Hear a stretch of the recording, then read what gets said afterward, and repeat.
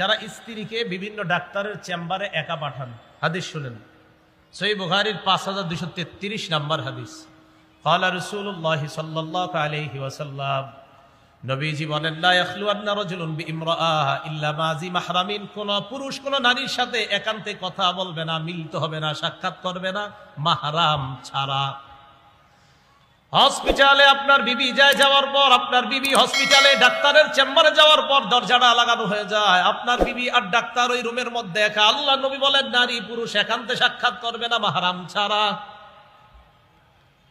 এখন যদি বলেন আমি স্বামী হওয়ার পরেও আমাকে ওই চেম্বারে ঢুকার অনুমতি দেওয়া হয় না, স্ত্রীর সাথে যদি স্বামীকে চেম্বারে ঢুকার অনুমতি না হয়, তাহলে অনুমতিটা আছে কারে আমারে বলেন? স্বামী স্ত্রীর সাথে যদি চেম্বারে না যাইতে পারে তো যাইতে পারবে কে? কি আজীব এক দুনিয়াতে আছে, নট অ্যালাউ। আমি তো তার হাজবেন্ড, তার হাজবেন্ডও অ্যালাউ না। আরে হাজবেন্ড যদি স্ত্রীর সাথে অ্যালাউ না হয় তো অ্যালাউটা হবে কি? আপনি অ্যালাউ?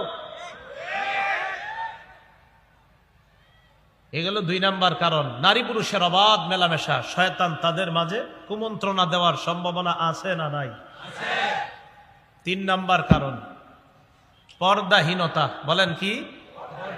এটাও আমাদের দেশে নাই। এটা 3 নাম্বার কারণ, পর্দাহীনতা। তিরমিজি শরীফের 1173 নম্বর হাদিসের বর্ণনা। ক্বালা রাসূলুল্লাহ সাল্লাল্লাহু আলাইহি ওয়াসাল্লাম, নবীজি সাল্লাল্লাহু আলাইহি ওয়াসাল্লাম বলেন, আল মারআতু আওরাতুন, নারী হলো আবৃত বস্তু, নারী ঢেকে রাখার জিনিস, নারী গোপন থাকার জিনিস। নারী আবৃত বস্তু, নারী ঢেকে রাখার জিনিস। আমার সাথে বাংলা বলেন, নারী আবৃত বস্তু। সবাই বলেন, নারী আল মারআতু আওরাতুন। এটা নবীজির আরবি, এই হাদিসটা রাসূল সাল্লাল্লাহু আলাইহি সাল্লামের ভাষা এটা। আল মারআতু আওরা, বাংলাটা হলো নারী আবৃত বস্তু। বলেন তো সবাই বাংলাটা কি?